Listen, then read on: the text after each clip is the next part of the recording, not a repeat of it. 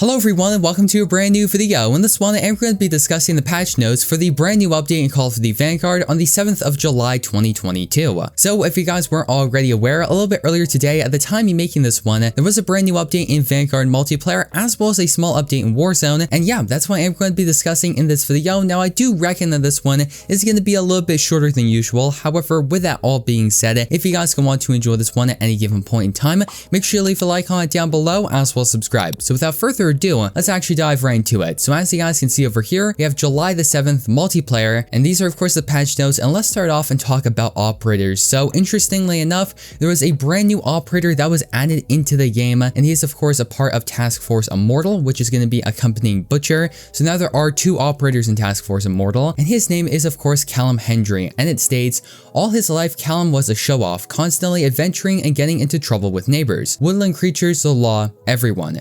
His unwavering spirit helped him quickly ascend the ranks of the British Army to eventually become a recruit trainer. In World War II, Callum, harboring deep hatred for demonetized and their ideals, fought hard for a future without them. Currently, he is the trainer for all SOTF agents. And okay, that's of course the description of this particular operator. I'm going to be showing you some images of the Callum operator, so if you want to see what it looks like, this is of course what it looks like. And interestingly enough, we are going to be getting access to this particular operator in the Tracer Pack Callum operator bundle. So of course, this particular operator bundle is going to be coming with a couple new weapon blueprints. They will have tracers on them, as well as the brand new operator himself. So yeah, with that being said, let's actually move on over and talk a little bit about weapons before we dive into zombies. So interestingly enough, when it comes to weapons, for the Armor Gore 43 submachine gun, they addressed an issue that prevented the vital proficiency attachment from increasing the size of the critical hit area on enemies. And okay, luckily enough, this was changed. Of course, in Vanguard multiplayer,